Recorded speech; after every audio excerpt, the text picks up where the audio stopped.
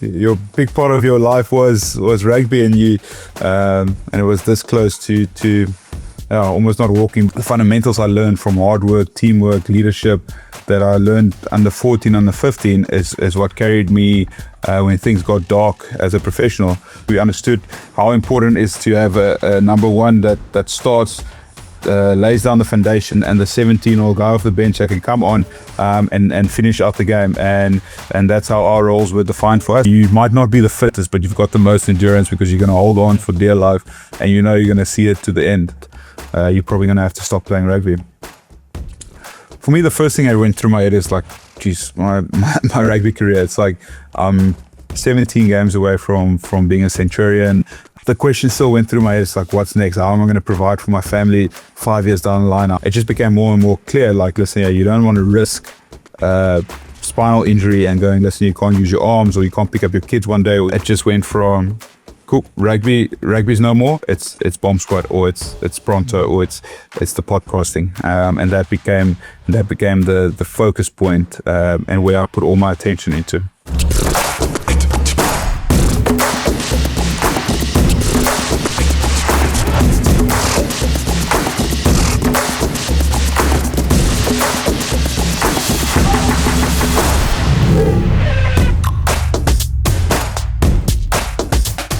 What do you do when the one thing that defined you your entire life is suddenly taken away? Today's guest faced that question 2 millimeters from death. Steve Kitshoff, Springbok legend, Bomb Squad co-founder, and one of the greatest lucids to ever play the game.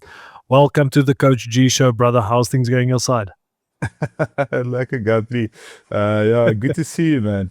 Yeah. Oh, man, so great. It's quite the intro. Like, you always think about it, like, your big part of your life was rugby, and it was this close to almost not walking. But yeah, thank you. It's awesome to be here, and I'm excited to have a chat with you. No, awesome. I was going to say thanks for taking time. I know you're a busy man. You know, I had to go through 20 VAs to eventually get hold of you. No, I'm joking. No, I just want to say thanks. But it's unbelievable. It's great to watch from a distance to see how you have embraced life after rugby, and I can imagine things have not always been easy. You know, people always have this perception of how things are going, but we're gonna have a great chat. But I want to kickstart this conversation because obviously I didn't play with you, and you know, we all have a certain nickname or things going on. The Spicy Plum, where did that come from? If you can maybe give a bit more insights to that.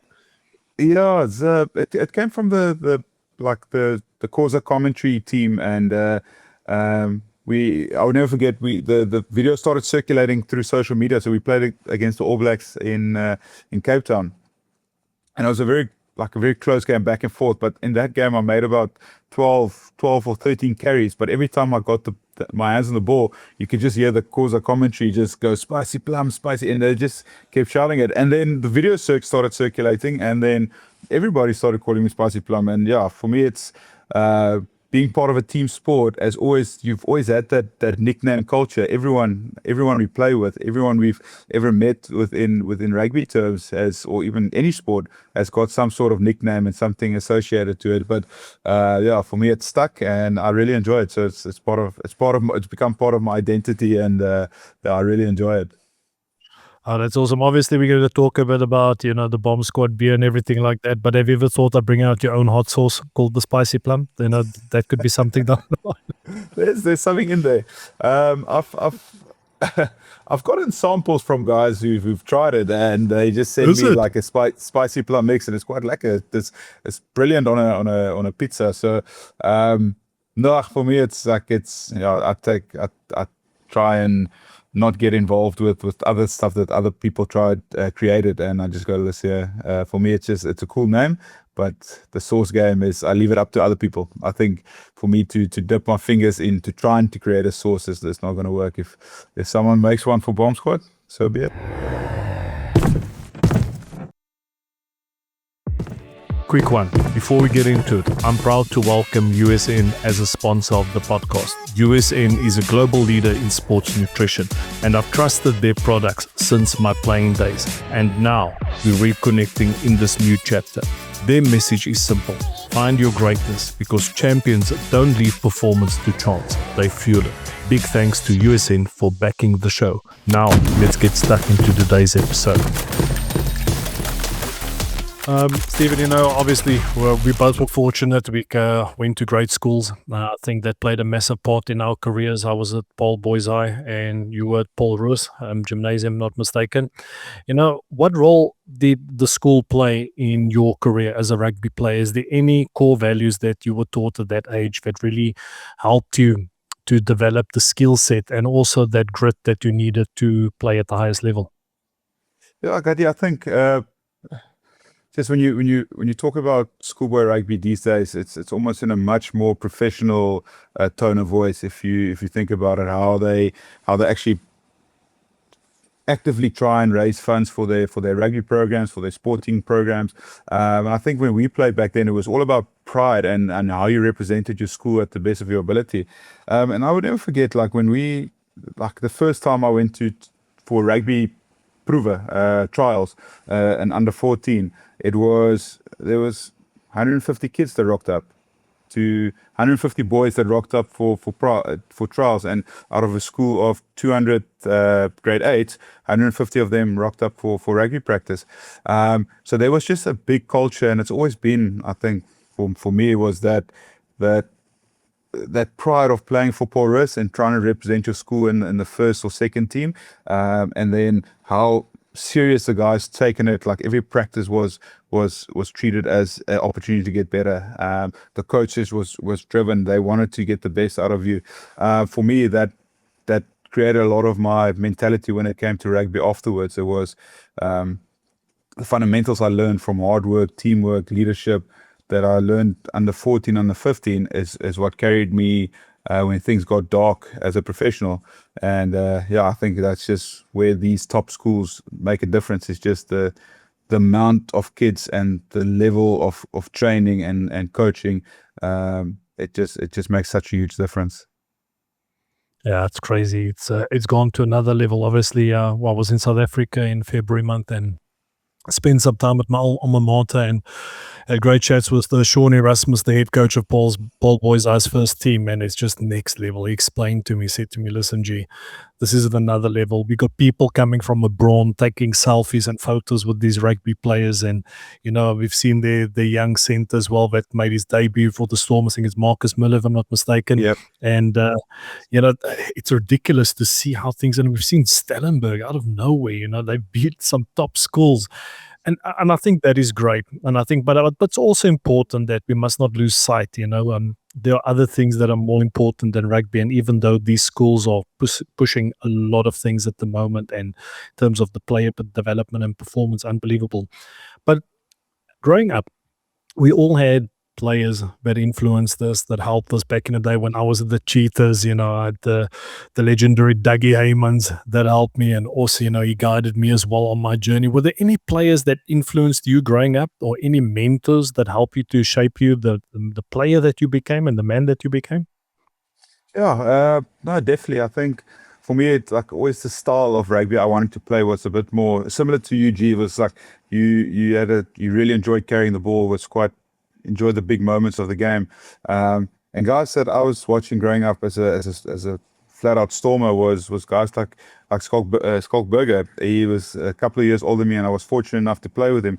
Even though we didn't play in the same position, he was quite influential on my style of rugby that I wanted to play. I mean, guys like yourself, Beast, the early on Springboks, when I really understood what Springbok rugby means and how the guys play, had a big influence. So my game was scrummaging was a big part of it, and I needed to look at the guys that could scrum well and scrummed exceptionally well.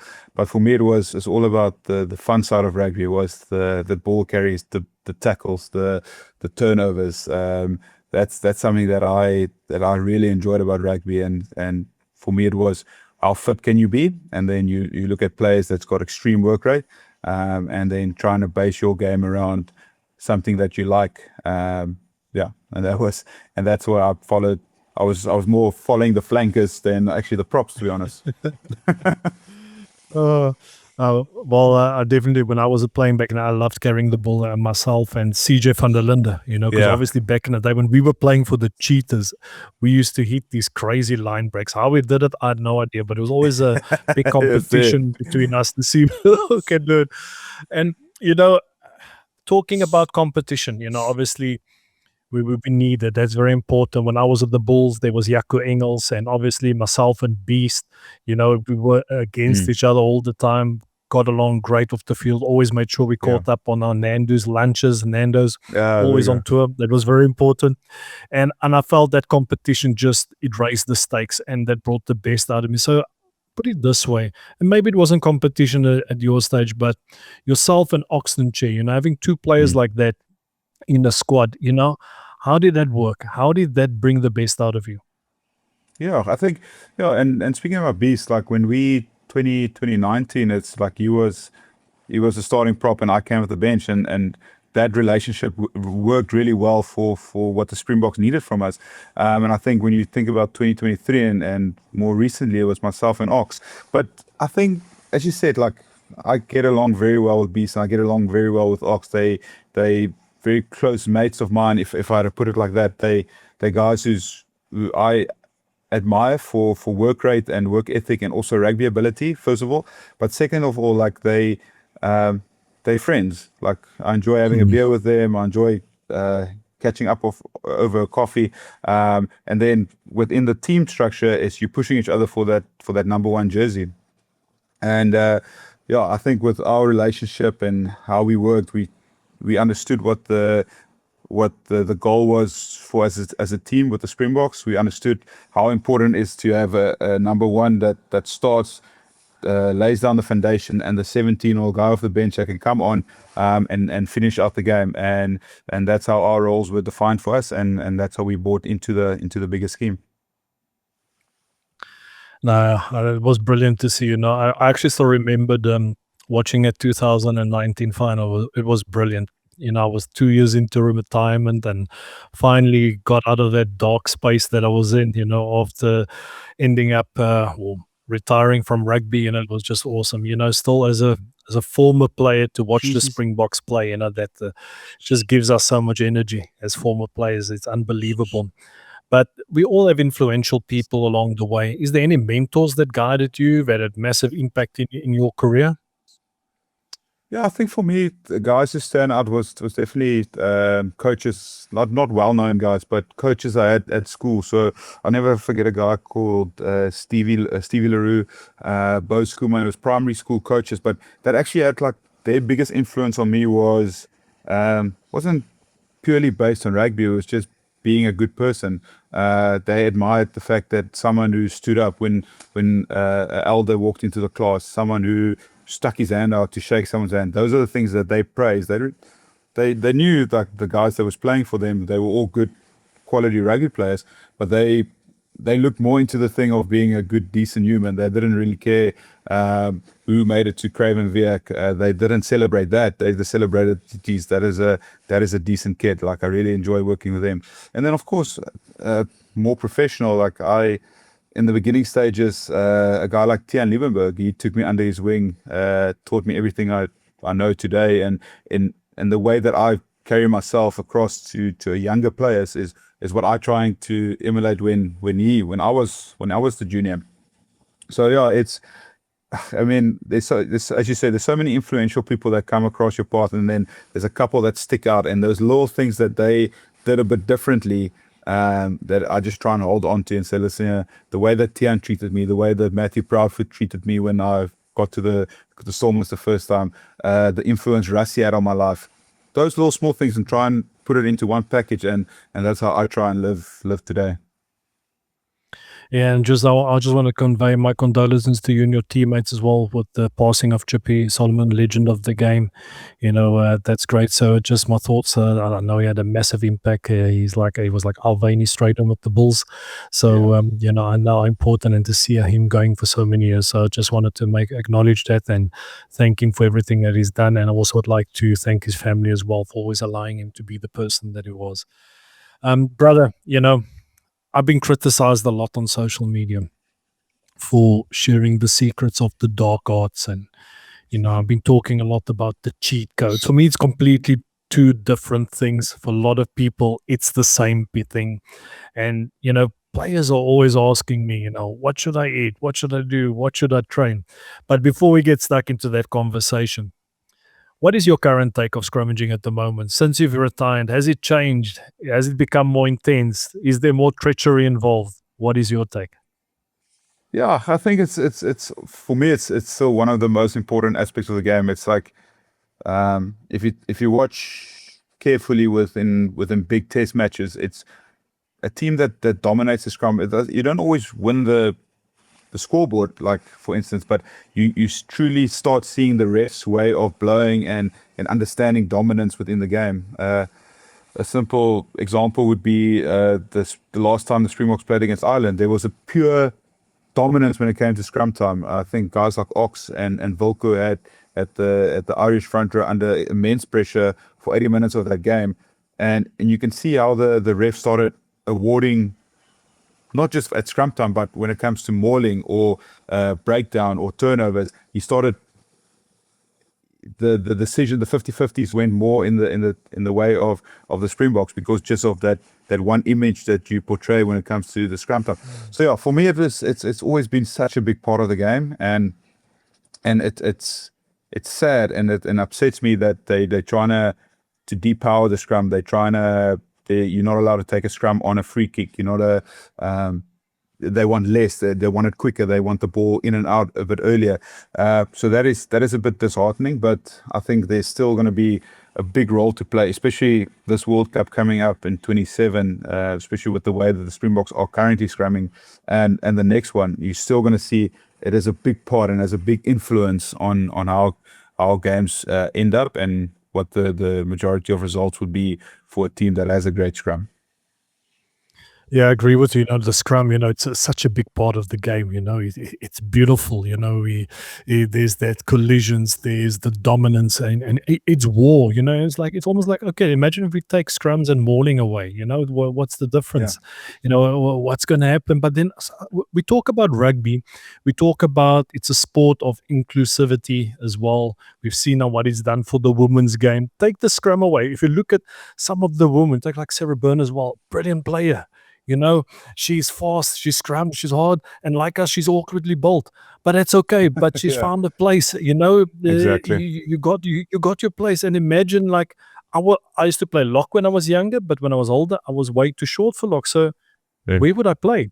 And I think that's important. We're talking about the scrum, we're talking about the game that needs to be attractive, but rugby still, the most important part of rugby is that inclusivity, giving you a place, no matter where you come from, what's the color of your skin, you're part of a team, and that's the foundation. But I've been doing some research, because obviously there are certain powers who shall not be named that really want to, like you mentioned, depower the scrum, and that are very aggressive in their backroom tactics to, they say, depower the Springboks. That's what I'm going to do. But at the end of the day, it's a competition, it's a collision. You need to find ways to overcome your opposition. But I've worked together with a team that's comprised of scientists, highly intellectual human beings, and probably the best AIs in the world. And we have come down to a simple answer. If we want to have less scrums in the game, it's very simple. And this was the answer we got. Coaches, do your fucking job. Upskill the players, work on the catch pass, the skills. And it was actually quite funny in the Six Nations. There was way less scrums because players were attacking and there were less balls on the ground. But anyway, we're going off track.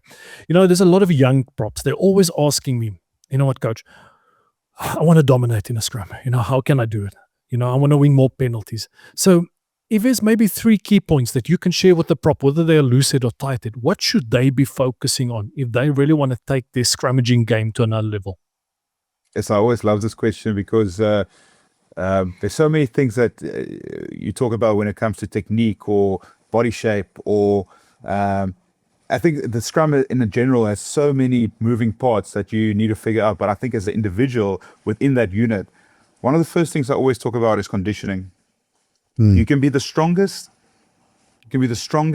biggest, best technique guy, but if you don't have an engine to get yourself in a position to, it's like, I've got enough energy left in the tank to go, listen, I need to get my knees to the ground. I need to put my chest, my back needs to be flat. If you can't execute on that because you're too tired, you're never going to be a great scrummager. That's the number one, is how does your conditioning look? Secondly is, how do you transfer power in the right way? Do you have the ability under immense pressure to stay in a good position? If not, you're just going to buckle and you're not going to get anywhere. And then the third thing is the ability to work with your lock in, with your hook and your flank. If you understand those dynamics, you're pretty much in a great position. You can depower guys twice your size because you know how to work as a unit. So conditioning, being able to stay in the fight when it comes really tough times, and how do you work with your unit. And if you get those three things right, you can be a prop that weighs 105 kilos. You can take on a guy that's 145, and you can actually put immense pressure on him. No, you make some valid points there. Players, they always want to focus on the nitty-gritty stuff, the small details, the fine arts, and if you fit and if you are battle ready. And I like the wording of the box when we talk about battle efforts. That's the thing. You need to be able to repeat those battle efforts, and that's the most important. When we started out, our scrummaging wasn't always the greatest. We had a solid base, but we progress over years. It takes time, and I often find that when we see the younger players coming up, we expect them to be dominant from the start. But through your career, as your scrummaging improved, you really, by the end, you were massive. You were unbelievable. I just want to say massive respect. And it was exciting watching your evolution over the years. But what would you contribute the key things that help you to eventually find that scrum dominance? Yeah, I think as a youngster, you don't really understand the scrumming against a guy like Owen Franks, who's purely based on shape and technique, and you get caught a bit off guard. There's no way of saving yourself when you're in that situation. I think for me it was starting to find rhythm in the speed that I had to move across the line, because I was a very passive engager in the beginning. I was absorbing the hit, and if the guy got out of shape, I had an opportunity to get back at him. With time, I started realizing guys are getting better. There's more technique involved. The guys are engaging quicker. They've got stronger base and stabilizers to stay in that position.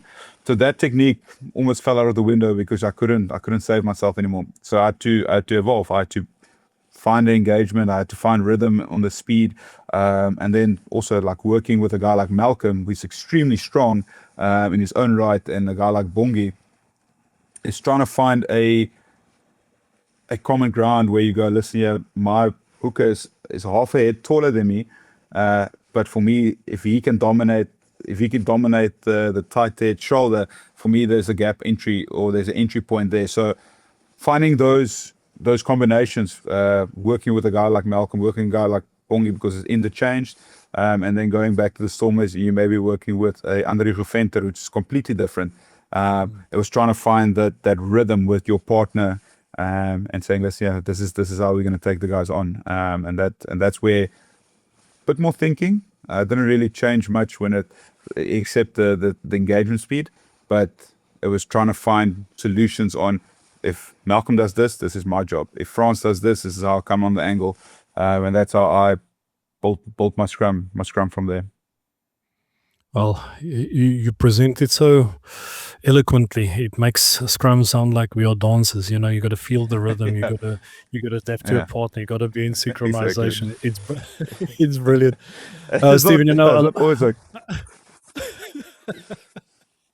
Oh my goodness. I'm been fortunate. I was recently in South Africa, and I got this unbelievable community where I got lots of unbelievable people, coaches, players, but most importantly, parents. I've asked you the question earlier, what should players do to level up their game? But what advice would you give to parents? Because a lot of people have been asking me, gee, what I want to help my son. He's 12 years old, he's 13 years old, he's 14, he's 15. And I'm on the verge of creating a Scrum Foundations course for parents, just to help them, because I actually realized this. Like, even though some schools or top schools, they have their scrum coaches, but not everybody has the resources. You have a parent that is volunteering because there's no one else. Mm. You have a former backline player who's coaching the scrum. I even have backline players joining my community and asking me. So I think the question I have for you is, what advice would you give a parent of a young boy or girl between the ages of 12 and 15? What should their children be working on? Yeah, it's a big believer of conditioning. I think if you conditioned in the right way and you've got the ability to say, like, I can get myself into as many battles as possible because it's the best thing to do for myself to be a better player, I would say that's the one thing. But I think it's tough. Like, you get confronted often with the question of, how do my kid wants to be a professional rugby player one day? What should I do now to make that a reality? And of course, in saying this, like, everyone knows there's only a few spots available each year for a guy to come through. The two of us, were some of the lucky ones who got notice, who worked hard enough and got an opportunity to play rugby. For me, it is always the balance, as a parent or as someone who I would advise, is find the balance between the professionalism of training and working hard and also having fun.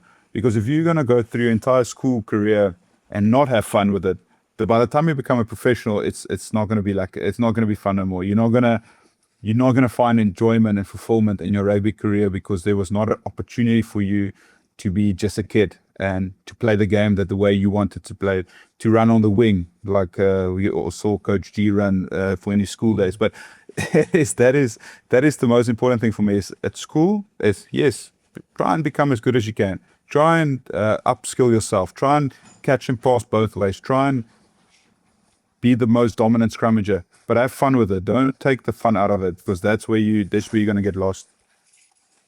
I totally agree with you because, you get different types of parents. Some are trying to live vicariously through their children because they couldn't make it. But you hit it on the nail. They got to have fun. And if I look at my career, or back in the day when I was at school, the day when I told my dad I want to go all the way with rugby, he just asked me, "Are you serious about it? Are you willing to do what is necessary?" And I said, "Yes." He gave me some guidelines, but he wasn't on my case the whole time. Why didn't you run? He just said, "Listen, if you want to make it, you got to be better than everyone else." So he said, "Listen, you need to run before school. You need to run after training." That was his way of helping me, but never after game. He would debrief, this wasn't good enough, this wasn't that. He said, "Okay, what can you do better?" He was really just there guiding me. I think that is important. But a few quick fire questions regarding the scrum, because a lot of people are sending me a lot of questions in the community. The toughest opponent you ever faced in the scrum? Locally, Frans Malherbe. Internationally, Owen Franks. Yes, the same. Wow, what a legend. What a legend. Yeah. Okay. The trickiest player that you've scrummed against? There's a couple, actually. Recently, when I played for Ulster, I came back and I played against the Stormers and scrummed against Neethling for Sheer. And I don't know if it's throughout all the years training against him, working against him, he just found something that I couldn't handle that day, and it just became so tough. I think Neethling for Sheer is, for me, one of the most improved scrummagers. If like one of the most improved props at tight heads. I think he's still got a big future to play, a big role to play. But I've scrummed against some tricky guys, that either small guys that just either get me to the ground as quickly as possible, as Roos said, like not struggling to find my bind. But I think probably now, towards the end of my career, Neethling was the guy that I worked against the most, but he had something that I just couldn't match that day. Yeah, he gave us hell when I was still coaching La Rochelle. We took a hiding in the scrum that day. All right. Just to finish off the conversation on the scrum, because we've got some other topics I would like us to deep dive into. And a lot of people ask me this question, but I thought this might just be really pertinent to ask you this question. Why is the Springbok Scrum so unbelievably destructive? Yeah, I think Don definitely unlocked something in the Springbok pack, and if you if you think about the Springbok Scrum from 2019, under the guidance of like Matt Proudfoot, there was combinations of guys that actually worked well together. So you had the starting front row, which Beast, Bongi, and Frans Malherbe, who's quite devastating, like dynamic scrummagers. And then you had the bench, which myself, Malcolm, and Vincent Koch, which was more aggressive scrummagers. And you would have these two combo packs that interchange, but they wouldn't, maybe at training when they swap the guys and you put maybe Bongi in between myself and Vince, it wasn't that devastating. I think what Don's got right is he can play any combination of 8 players, and they all buy into the system. They all do exactly the same thing. The front row might have different techniques on how they get there, but the back five, they all scrum the same way. They all pack down the same way. They all transfer energy at the right time. So I think that's what the Springbok pack got right, is they can put the Salman into with Eben, they can swap Franco in for Luat, and they get the same results every time, because every single person in that unit knows what their job is, and they execute it extremely well. And I think that's what creates so much dominance within the Springbok pack. It's brilliant. I just get excited. When the Springboks are playing, I make sure I've got my popcorn for the scrums. I got my brandy for the rest of the game, and my Exactly. biltong and my beer. It's very important.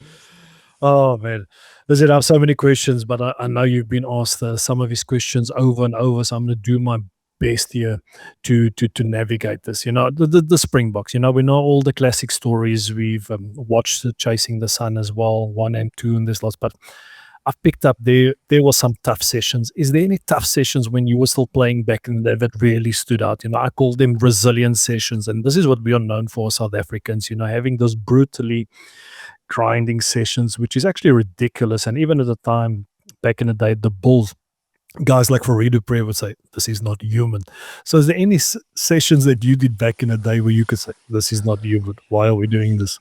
Yeah, gee, I was hoping I can just erase it from my memory and not think about it that often, but I mean, you always refer back to my first time with the Springboks was in 2015, leading up to that World Cup, and I wasn't selected for the group, but working with the Springboks in that era was extremely tough. Coming into the 2019 World Cup, where we had Elliot as a SNC coach, and we're training in Japan. It's heavy humidity. It feels like it's 50 degrees outside, and we're doing these scrumming, mauling, and running blocks where by the end of it you can't feel your legs. You've lost 3-4 kilos of sweat and fluids, and you're so drained. And then the following day you just do it again, and it's this just 2-3 weeks consistent of like hard work and saying, listen guys, if we want to win this World Cup, we need to be the fittest side at the World Cup. We're going to be the strongest fit, and the Oaks just bought into that. And I think like there's some tough sessions where even as you say, at the Bulls or at the Stormers, where we did these strongmen. They called it strongman session with, and Steph the Toy very well as well, like working what a man, what a legend. yeah, what a great guy. But he made us do these strongmen where it's a consistent movement where you're either carrying something heavy, you're running, you're always on the move, but it's moving objects that's inhumane to try and pick up. And if you get through this 60-minute session, you're going to be better off forward. And I think everyone just, as you said, rugby players are just a different breed when it comes to, like, you might not be the fittest, but you've got the most endurance because you're going to hold on for dear life, and you're going to see it to the end. And if you have to puke next to the road, or you have to take a quick breather or sip of water, yeah, you'll get back into it. And that's pretty impressive. Like, I think, as Farid said, it's inhumane, but the guys, they find a way to get to the end of it. Yeah, I grew up in an era where they said your training needs to be way harder than the actual game, and Yeah. I think that's so important. These days, if you look at a lot of professional teams, all about load management and all these type of things, and obviously, being a top 14 team or being international is completely different. You need to manage things. But Stephen, I want to ask you this question. Obviously, the bomb squad. We know we're going to deep dive into the development of this as a brand, but I would like you to tell me the origin story of the bomb squad and what was the philosophy behind it. Yeah, so the bomb squad, as a front row unit, like there's two different stories, but as a front row unit, we got invited into, or not invited, but Rassie asked us to come to the boardroom, and his question was, listen guys, we got two unique front rows. We got Beast and his crew, and myself and my wicket tighthead. So his question was, listen guys, there's a group of you need to start the game and a group needs to finish it. There's the guys that have to be on the field when the anthem is sung, when the ball's kicked off for the first 40 minutes, and there's going to be a group of you that's going to be on the field when the final whistle goes and you won the game or you there for the closing out of the game. And I would never forget, he started asking the questions in the group, and Beast stood up, and Beast goes, "Coach, I'm going to start." And then from there, it was just almost set the tone for it, because then I knew my role as a bomb squad member at that stage was to come off the bench, close the game out, change the energy if needs be. And Beast knew he preps throughout the week and he just goes flat out for 40-45 minutes, and because then the other guys come on. So that's how the bench, or like the front row situation, got sorted out. And then as a bomb squad, as a bench, or like a group of players, we in the World Cup 2019 we started celebrating as a tight-knit unit. So we had the starting 15, and we knew those guys had the job to do, but we as a 8 on the bench, we knew we had to come on and make a difference, and started celebrating together, like post-match. Like we would have like our own little huddle, not to exclude the rest of the guys, but it was just how it felt at that stage.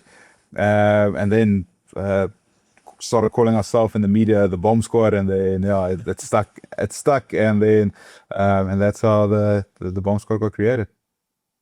Oh, but it's brilliant, because at the end of the day, it comes down to you guys created an identity. Because when you create an identity, that is something that you are committed to, because it embodies a core set of values. And I think it's brilliant. And now today, it has evolved into a brand. You're right. And you've taken on this project with Malcolm Marks. And by the way, I had a few bomb squad beers in South Africa. Well, it was about more than a year ago. I picked up 8 kgs. So I won't say muscle that I picked, but listen, I must say I enjoyed it. It tastes really well. I'll be honest, I bought it to support you guys, and mate, thank you. I actually enjoyed it. It's a really great beer. So now take me through that, because I know you are sick and tired on going on this podcast. Everybody asking the same old question. I did my bit there. Now I want to deep dive into this. Take us through that journey. When did the bomb squad actually become the brainchild of a new brand? Yeah, we, myself and Malcolm, have been roommates within the Springbok setup for the last 5-6 years, and one of the things that we regularly discussed was like, what's life after rugby looking like? Because we both had incredible careers, but not one of us had at that stage really something to fall back onto, and we jokingly spoke about like creating a beer brand or doing something outside, but in the alcohol space, and often spoke about like, geez, we're putting so much money into SAB's pocket with the amount of beers that we drink. Why don't we just create our own one? So we said, okay, cool, we're going to pull the trigger on this. We're going to create a beer. And then we had many other names. We wanted to call the front row club, there was the 1-2 lager. We wanted to do something, and then my wife was actually the one that turned around just before we launched and said, "Listen, guys, you must call it the Bomb Squad. Like, you two were the beginning of this phrase and this rugby terminology that became the Bomb Squad. Why don't you just call it Bomb Squad and then trademark the IP and all those nice things?" And then we started asking around as well within the bomb squad at that stage, and like, "Listen, guys, we're gonna do this. We want to get involved." Most of the guys had other ventures that they were looking into, so time-wise, it was just that it makes sense for them. And we said, "Listen, we're gonna go for it." So we took it.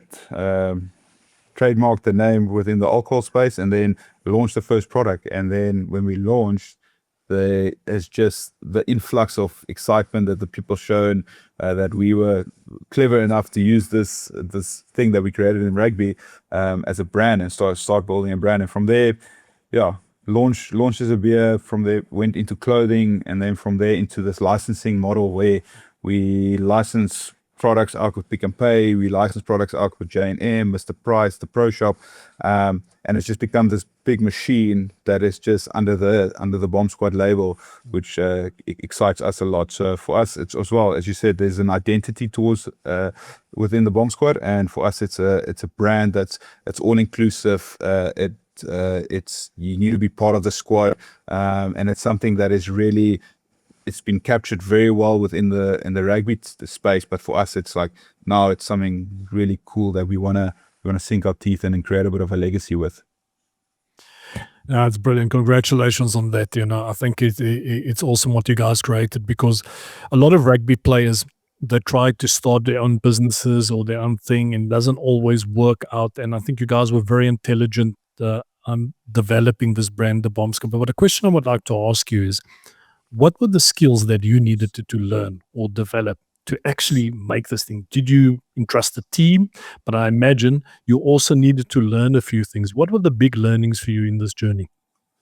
Yeah, for me, it was definitely like I was very, very hands-on in the beginning, and it was like trying to control every single little aspect of the business, and just realized it wasn't possible. So for me, it was like they talk about rugby leadership in one way. It's like how you conduct yourself, how you carry yourself, like leading by example. And I think for us, taking that principle from rugby and being a good leader is probably the biggest thing that I had to implement within the Bomb Squad space, because I wasn't someone who had the execution skills of running operations. I didn't have the marketing background to be able to market it, but I knew how to put 5-6 people together and go, listen here guys, this is the image of the brand, and this is where we want to go. So how do we get there? And then not holding hands, but like, or micromanaging it, but also trusting the team underneath and making sure that we all follow a common goal, and saying, listen here guys, this is where we need to be in 6 months, and everyone actually pulling in the same direction. That was probably the biggest lesson I could take from rugby and implement it into the business. And other skill sets was just like time management. Because I mean, we all know as rugby players, you get handed your piece of paper and say, listen guys, here's your schedule for the year or the week. And for me, it was managing my time effectively to make sure that I don't burn myself out with projects that doesn't really matter or doesn't move the needle. And for me, it is like, how do I manage running this business and also all the other stuff that comes with it? But yeah, those are probably the two things that stand out for me when it came to this business. Oh, brilliant. And I can imagine there were times that you maybe felt, listen, yeah, I'm feeling a bit out of sorts here, a bit out of place. We call it the famous imposter syndrome. Were there times during this venture where you felt, listen, yeah, I'm a bit in over my head. I'm not a businessman. I used to be a rugby player. If you can share some of those key moments and how you actually overcame it. Yeah, probably one of the biggest ones would be like when we find ourselves at events and festivals, and I get asked the question often, like, how did you get the brand into this position? And sometimes it's lucky enough they just want a Springbok rugby player at the event. But I'm saying, listen, for me it was just to tie the two together, to say, listen, yeah, for me to bring the product, or for me to come to your event, I need to bring my product with. So you don't really have a choice. And then sometimes you get asked at these big beer festivals, like, what is your marketing strategy? How are you gonna implement the brand strategy? How are you gonna make sure your distribution, supply chain, all this? I was like, guys, that's not what I do. I'm just the figurehead, and I run the team. I've got guys that run it. So they just point to them and go, like, go ask Dane, or go ask this guy, or ask this guy. Yeah. So sometimes when you go to these big things, it's like, it's because you come there as a rugby player, and everyone still knows you're a rugby player, but now all of a sudden you've got this thing that you're representing that you don't really know too much about. And just for me, it was just every single time it just became a bit easier. And the way I overcame it is just to, when I go to an event or I go to a beer festival or I go to a rugby game where the bomb squad is being sold, it's just to listen to the conversations, the questions being asked. If I get asked questions over and over again, I'll actually go back and do a bit of research on it, and then come next time I know I'll be prepped for an answer. Brilliant. I hope all the rugby players that are trying to put certain projects into place, they definitely need to listen to that. It's brilliant. At the end of the day, we all got our strengths. We can't try and do everything. We got to trust it. Exactly. I talk a lot about that when I go into the corporate space, about building a strong, robust team, everybody having their roles, executing their job with precision. That's what it's all about. But I can imagine, during this journey, when you guys decided to develop this beer, that was at the same time, more or less, when your career came to an end. If you can maybe take us back to that time, on the podcast, we often talk about moments of resilience. And in French, we always say, il faut traverser l'enfer. So that means, you need to get across that path of hell. It's like your whole world caves in. But if you can take us to that moment when you realized your career came to an end and you were this close to death, if you can share us a bit about that journey that you went on and when you learned that information. Yeah, it was a big shock. I mean, we go to the specialist with the, in your head you're going, listen, getting a quick fusion and you'll be back on the field in 6 months. That's how I thought it. Like I said, I knew there was something wrong with my neck, but I'm sure we can fix this quick. And going, listen, this is way worse than initially thought. You're probably going to have to stop playing rugby. For me, the first thing I went through my head is like, geez, my rugby career. It's like I'm 17 games away from being a Centurion. I still want to play another World Cup. I still want to represent my country as much as I can. So there was that conversation that went through my head, and then there was the question, like, what's next? Like, what? Even though I had bomb squad lined up, I had the other business lined up, the question still went through my head. It's like, what's next? How am I going to provide for my family 5 years down the line? How am I going to make sure that if I've got kids one day, I can provide for them? And as time went on and started having conversations with my wife, having conversations with my folks, it just became more and more clear. Like, listen, you don't want to risk spinal injury and going, listen, you can't use your arms, or you can't pick up your kids one day, or you can't actually live a healthy, active life. It's probably the best idea to move on. But in saying that, I was lucky enough to have stuff to fall back onto. I had a mindset of, listen, I wake up in the morning to go and train, to prep for a rugby game, and then to execute on a rugby game. And now it's just changed to, I wake up on a Monday and I start prepping business meetings, and I start prepping my business, and I work in that. So for me, it was just going from rugby, it's my focus, to now I need to focus on my business, and that was the mindset change. After every single emotion went through me, when I realized, like, this is the end, it just went from, cool, rugby's no more. It's bomb squad, or it's pronto, or it's the podcasting, and that became the focus point, and where I put all my attention into. Brilliant. But I can imagine there were moments, where it was really dark. And what I would like to know, obviously, you said you made that decision, right? Your career's over. But is there anything in particular they can share that really boosted? Obviously, it takes a strong support system. You mentioned your wife, you mentioned your parents as well. But at what moment you realized, okay, it's going to be okay. It's going to be all right. I think for me it was because I was fortunate enough to have a very, very great career in that sense. When I hung up my boots and I made it public, the amount of almost support and messages I got was incredible. So for me, it was that moment was like, I can just go into the next thing and hopefully have that same energy. So that made it a bit easier, going, listen, hopefully with the amount of respect and time people's given me, hopefully they will help in my next business. And that made it a bit easier, if it makes sense. Even though it's not true, it's not how the world works. It was just people there was like, oh, Stephen has done an incredible job with Bomb Squad, even though it took 3-4 years to get to a point where we are now.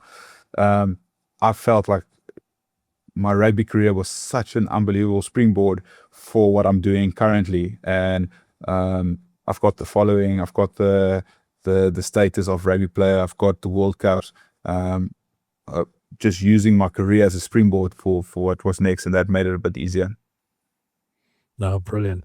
But you spoke a bit about a few other projects. What else have you been busy with since you stopped? Like there's the Bomb Squad. We've seen the podcast, and congratulations. I see yourself and Trevor now just started a new podcast. If you can tell us a bit more about that. Yeah, so we've got the Bomb Squad, which is a nice big ecosystem at the moment. As we said earlier, we got the beer, the alcohol portfolio. We've got the clothing side, and we've got all the licensing. So that's the one project we're involved with. We've got the couple of podcasts. And the other big one is it's actually my family business, but it's called Pronto Loans, which is a cash pay advance business. So salary advances, emergency loans, those type of things. Something I'm very, very actively involved in as well. So yeah, for me it was those things were in the pipeline and they were happening towards the end of my career, and it just made the transition a little bit easier. And I often speak to other players, like some younger guys who at the Stormers, who also is getting to that age of 28, 30, 31 years old. And I said, listen, guys, we all had amazing careers, but how do you capitalize from what you're currently doing into the next phase? Trying to find something that you really are passionate about, trying to set up something where you can go, listen here, if my career ends in 6 months, I know I can go into a business. So yeah, that's been a big part of my transition. So with those other businesses, yeah, it's keeping me out of trouble. Gee, if I can put it like that. It's yeah. I can imagine, because with all the events you're attending, promoting the Bomb Squad brand, I can imagine everybody there's expecting a Bomb Squad performance for you as well. So Yeah. I can imagine that's not always easy.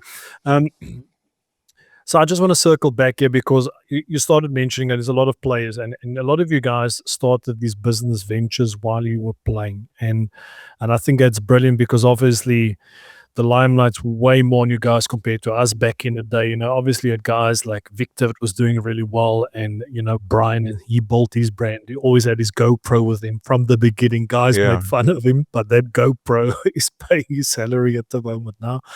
What advice would you give to rugby players that's playing at the highest level? They're definitely on their own, they're a brand, but now they're starting to venture into different projects in business. What is key for them to still make sure that they maintain balance? Right in the beginning, when I started this podcast, I had Anthony Watson on here, and he mentioned to me, and he said, gee, one of my biggest regrets were that I didn't make sure that the main thing remains the main thing. Mm. So what advice would you give to rugby players today that is playing at the highest level? They still want to continue to perform, leave their mark on the game we all love, but how can they also develop something for life after rugby?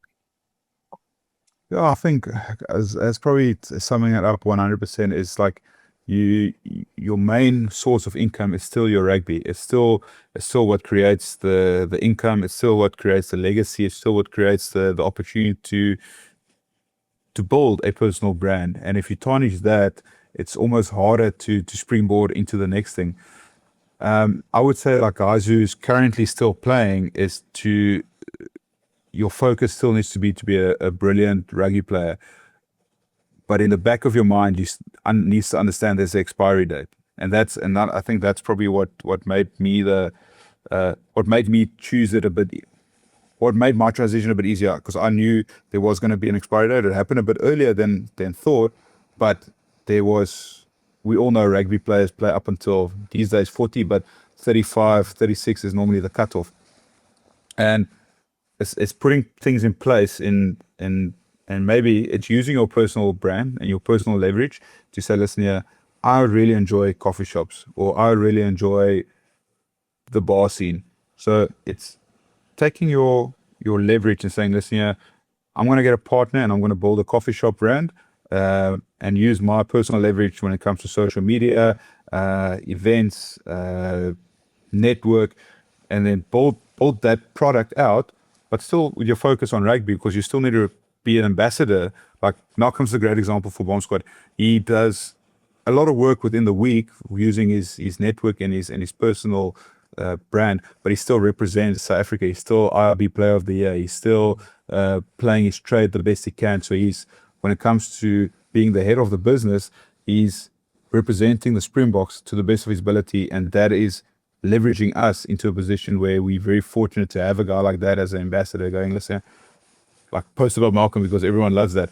But in saying that, it's like, how do you take that, your personal brand, your personal leverage, and saying, listen, I'm going to make sure that I set up something very nice and not be like, a lot of the guys are shy when it comes to those things. I think Brian Urbana was the one guy who wasn't shy. He told the world about his now business. He told the world about the events and the peak speaking and the keynotes and all these things. He's broadcasting.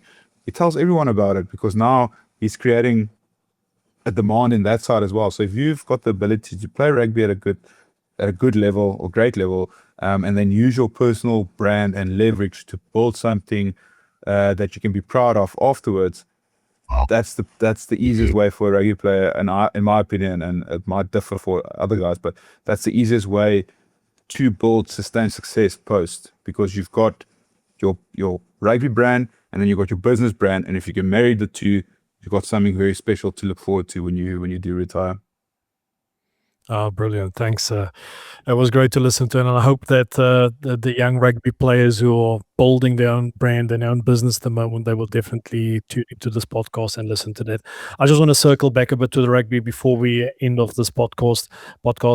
You have an unbelievable career, and you also ventured a bit abroad, and sometimes the pasture is not always green on the other side. What Yeah. was your experience in your stint at Bordeaux and Ulster? What great moments can you share with our audience, but also some of the challenge that you faced when you played abroad? Yeah, I think probably one of the biggest challenges for me, especially going to Bordeaux, was a bit of a culture shock. You come from a very South African background and you're used to certain things, and then you put your feet in a country that's completely, in my opinion, different. That was a bit tough, but what it was also, in the same breath, it was probably the greatest thing for my career. It's being thrown into a top 14 with guys that bend the rule to their own will. You scrum against some of the guys, the most dangerous scrummagers in the world. They might not be the best players, but they can move and they can scrum and they can put you under pressure. And I think that learning curve from playing 5 years of Super Rugby, getting used to the New Zealanders, getting used to the Australians, the South Africans, the way that we operate, and all of a sudden you get thrown into a top 14 where you go and you scrum against Georgians and Tongans and guys that is just the scariest guys on the planet. I think that was a great thing for my rugby career, because the experience I've gained from playing in the top 14 was just unbelievable towards the later end of my career. And also just like growing up, like France forced me to grow up as a 23-year-old. Going to live in France with my long-term girlfriend was was eye-opening, and I think it made me a better person for it. Oh, brilliant. And Ulster, hardly any sun at all. How was that?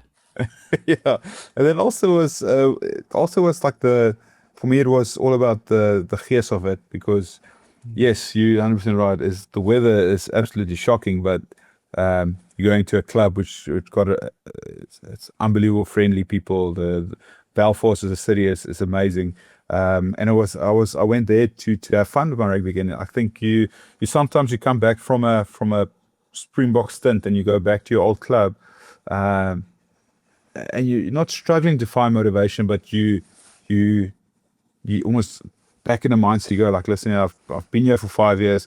I need to amp myself up again for another season. What made Ulster such a interesting move for me was to go and experience something new. Like, I'm still a massive Stormer man, and I always wanted to end up in Cape Town again, but just to take a 2-year deal and go, listen, and let me go and experience something different. Bordeaux was unbelievably good for me. Let's go try it in Ulster. And had fun for a year, and then unfortunately things panned out the way it did, and then I got the opportunity to come back to the Stormers to play the last couple of games before the injury. Awesome. And just a few more questions before we end off the pod. You know, a lot of rugby players, especially the props, be obsessed about dominating the scrum, performing in the scrum. But I always tell players, it's not just about the scrum. You need to be good at other things as well. So what would your advice be for a young prop? And let's lay the senior. He's currently not in a professional academy. He wants to play at the highest level. What advice would you give him?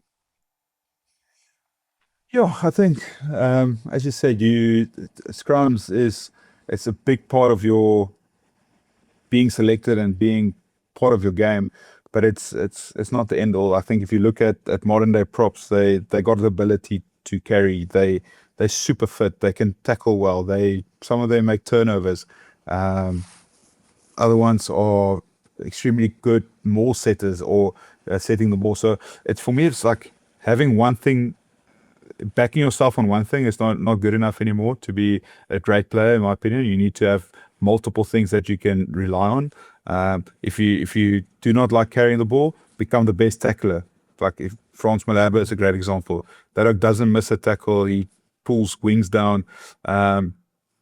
If you tie that up with being a good poacher, or you're good on the loose ball, that might be your little X factor that you need to make it into even bigger teams, getting a bigger salary raise.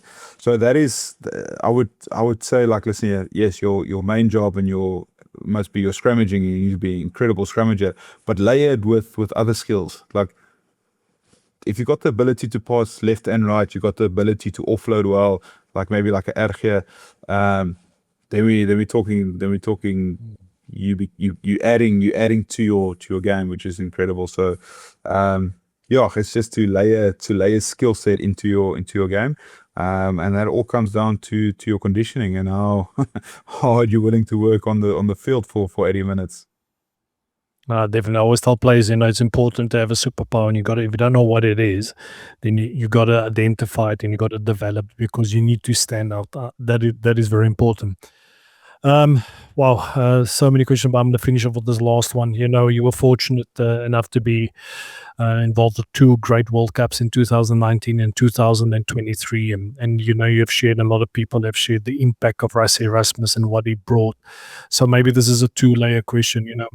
What did Rassie bring to the Springboks that really made that significant impact, where we've seen the mindset of the players have changed? If you look in the past, the Springboks at times were great, but sometimes we weren't always consistent. I'm referring back to my days, and all of a sudden to see the consistency of the Boks in terms of performance, but also what player during that period, and it cannot be Malcolm, anyone else that has impacted you during that stage, that really inspired you and motivated you to keep on going?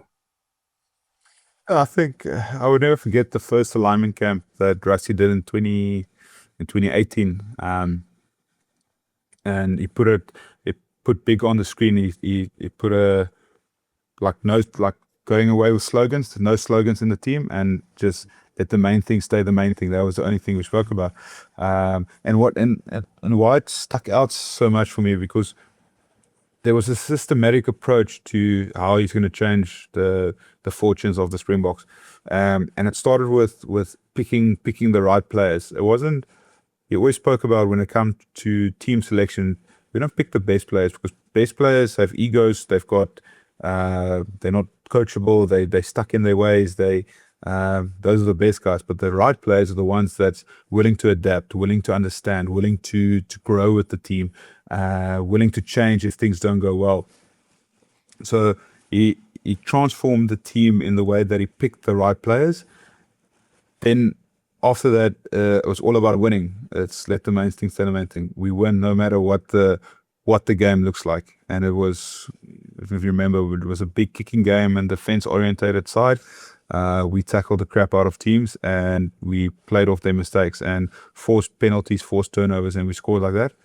And then made sure that the money flows in, made sure there's backing to grow the game even further.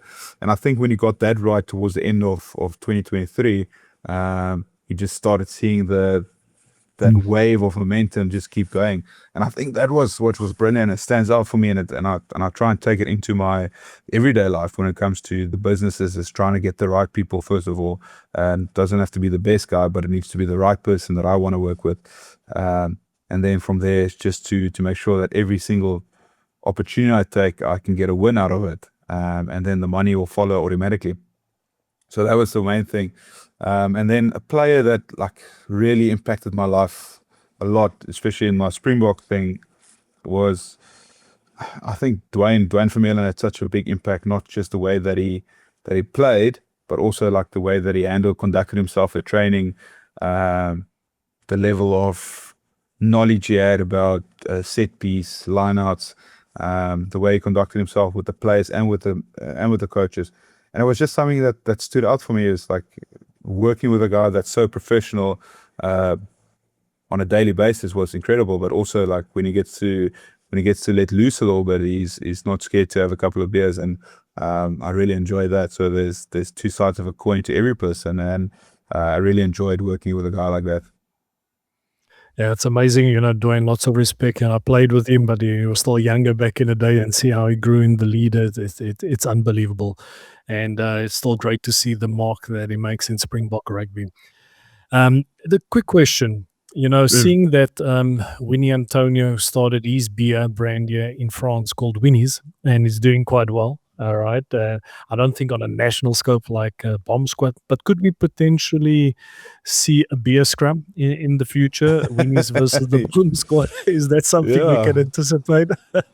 No, I'm keen. A little co scrum. There we go. We got the loose set in the hookah sorted. We just you get Winnie on the tight side. Yeah. There's anybody who guys need a scrum referee, I'm available. And by the way, I definitely, here in France, one of the biggest events we have, more like a fun way, we have water rugby every summer in July. So this is where we play touch rugby on the river here in Toulouse, and it's brilliant. So I definitely would love to see some Bomb Squad beer there. So we need to get that sorted. I'll put you in touch with the underleg. Brother, I want to say thanks for taking the time for joining us. Is there any shout outs you would like to give, anyone like to thank? Obviously you've been sharing so much, and it's clear you have a great support system, people that love you and people that really help you along. Is there anything anybody would like to thank in particular? Yeah, not anyone in particular, but I just you always you don't often enough get the chance just to say thank you. I mean, a lot has changed in my life in the last 2 years, and you know exactly how it feels to transition out of the game. But if this message comes out, I just want to thank everyone who's ever supported, first of all, and then second of all, has backed all the crazy ventures I'm taking on. The guys who keep buying the beer, keep buying the Biltong, keep buying the Vorts. I just want to say thank you to those guys, because as we spoke often about the Bomb Squad on this podcast, those guys don't always get the credit they deserve for keeping this company and brand alive. So thanks to those gentlemen and ladies. No, awesome stuff. Thanks, brother. Thanks for joining, and thanks to all our audience as well. And just for those of you who have not joined yet, the Scrum Dominator community, it's my private community on School. Please make sure you join. All you have to do is check the link in the description of this podcast, or you just have to send me a DM with the words community on my Instagram page, and I'll send you the link. Brother, I want to say thanks for taking the time. Looking forward to catching up when I'm back in South Africa. All of the best with all your ventures and all your projects, and make sure the Bomb Squad still has a massive impact like it's been doing in the last few years. Thanks a lot. No, thank you very much.